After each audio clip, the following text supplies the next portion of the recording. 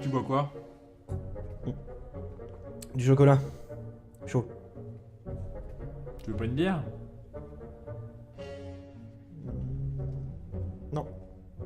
Non, merci. Bon, allez.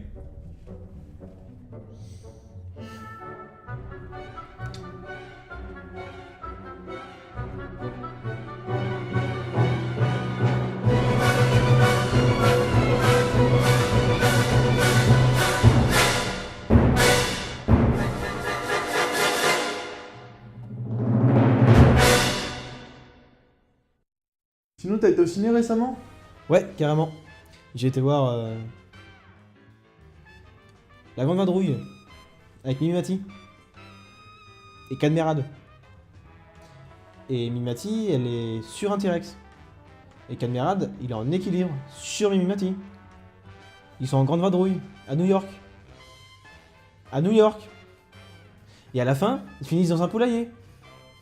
Et ta mère, elle meurt. Ok, Non, en vrai, j'ai juste été voir Santa et compagnie, le film de Alain Chabat. cool. Tu comptes que je t'en parle? Bon. Bah c'est l'histoire de...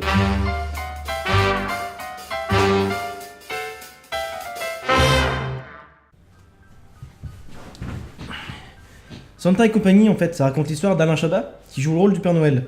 Comme chaque année, c'est fin décembre, donc il prépare les cadeaux avec ses amis lutins, sauf que ce coup-ci, ils tombent tous malades. Les genre malades, ils sont par terre, ils sont morts. Bah ils sont pas morts, mais ils peuvent vraiment pas travailler, quoi. Pour les guérir, il a besoin de vitamine C. Sauf que vu le nombre de lutins, bah il en a pas assez, et donc il doit aller dans le monde des humains. Mais le monde des humains, lui, il y va qu'une seule fois par an. C'est la nuit, et tout le monde dort, donc il a vraiment pas l'habitude de la société actuelle. Donc en fait, le film, bah, ça raconte ça, c'est toute son histoire, et il se passe des situations carambolesques, Rocambolesque. rocambolesques. Bah rien que dans le jeu d'acteur, en fait. Ouais, genre y'a qui? Bah Alain Chabat, parce que c'est son film. Il joue le Père Noël, et franchement, il le fait vraiment bien. Il y a un truc avec ce mec, c'est qu'à chaque fois qu'on le voit dans un film, bah c'est un peu un putain de cadeau, en fait. C'est notre Père Noël à nous. Il y a une scène, il passe de l'humour au sérieux, d'un seul coup, sans prévenir, sans coupure. Même les effets spéciaux, ils suivent derrière, mais c'est vraiment persuasif. Enfin, ce mec est très doué. J'ai pas envie de te raconter parce que bon, tu vas voir le film. Ouais, ouais. Bon, je vais pas te raconter, mais il y a que lui qui pouvait le faire parce qu'il le fait sans surjouer. Il savait parfaitement comment le faire. Et vraiment, ce mec est très doué. On l'aime tous. Donc Alain Chabat, c'est oui, c'est un oui quoi. Il y a Audrey Tautou que moi ouais. personnellement j'ai découvert dans Le fabuleux destin d'Amélie Poulain. Mhm. Rien que pour ça, en fait, moi je l'aime d'amour parce que c'est un film que j'ai vu très jeune, que j'ai vu et revu comme beaucoup de gens, mais elle est très douée. Et dans ce film, elle rajoute un petit côté amour, un petit côté cosy. Et quand on la voit à l'écran, on se dit ah, Audrey Tautou, ça nous fait plaisir. En fait, ça nous Ouais. réchauffe le cœur un peu. Ok. Il y a le duo du Palmacho, je sais pas si tu connais, Very Bad Blague. carrément, ouais. Ouais. T'as vu leur film, Maximum? Et ben en fait, ça fonctionne un peu pareil dans le film. Leur duo, il marche très bien. Il y a des gags qui pouvaient être faits que par eux. On les voit pas beaucoup, parce que c'est pas les personnages principaux, mais les voir, hein, même si c'est un peu du fanservice, ça nous fait plaisir. Il y a des gags qui fonctionnent qu'avec eux, et vraiment, ça nous fait plaisir. Par contre, il y a un truc qui pêche, c'est les enfants. Ah ouais. Ouais. Bon, tourner avec des enfants, ça doit être compliqué. Ça fait des faux raccords, ils se fatiguent, enfin, faut être patient. Je suis d'accord, c'est pas facile. Mais j'ai vu des films où les enfants jouaient mieux, où c'était mieux traité que ça. Et en vrai, c'est un peu dommage pour un film humoristique sur Noël qui s'adresse à un public familial, mais quand même un peu aux enfants, parce que c'est un humour simple en fait. Donc c'est un peu dommage. De toute façon, les effets spéciaux dans le film, ils ont une place importante et ils sont vraiment super bien faits. Est-ce que t'as vu la bande-annonce? Ouais. Tu te souviens de la scène où il y a tous les cadeaux qui tombent dans la hotte? Mhm. Et bien cette scène-là, sur grand écran, ça rend vraiment super bien. Ouais. Mais de toute façon, la direction artistique du film, globalement, elle est vraiment bonne. Particulièrement, l'usine du Père Noël. En fait, ça rend vraiment tout magique. La façon dont sont faits les cadeaux, la façon dont elle est créée, la façon dont elle est organisée. C'est fait pour garder la magie de Noël, pour nous donner envie qu'elle existe, même si c'est impossible, c'est fait pour nous faire rêver. Ça vend du rêve en fait, et c'est tout ce qu'on demande. De toute façon, quand c'est fait avec amour, ça fait forcément du bien.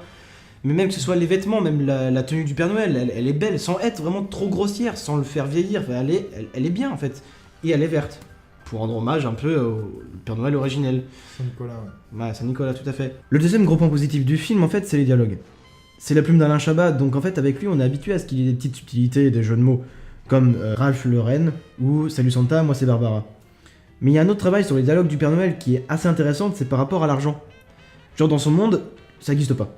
Genre t'as besoin de quelque chose, on va te le donner parce que ça lui fait plaisir, en fait ça nous fait plaisir de te le donner. Sauf que dans le monde réel, bah c'est pas comme ça que ça marche, donc faut payer quelqu'un pour recevoir quelque chose.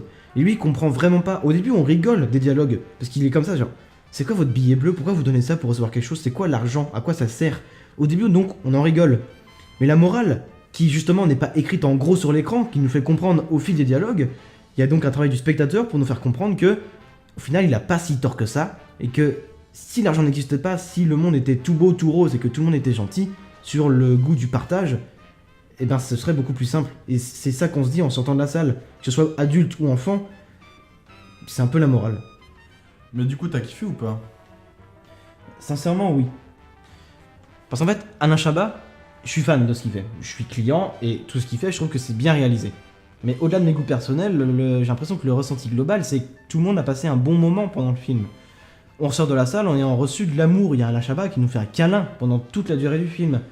C'est pas le scénario du siècle, l'histoire est super simple, les acteurs sont pas toujours hyper convaincants, il y a quelques faux raccords, mais les gags fonctionnent plutôt bien, et la morale est plutôt agréable à recevoir. C'est pas une morale genre faut pas être méchant, non, c'est plus cherché que ça.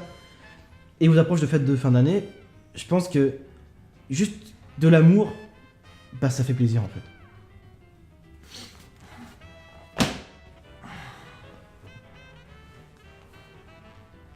Ah mais c'est déjà la semaine prochaine que ça sort Star Wars 8. Ouais, bah j'irai pas voir cette merde, hein.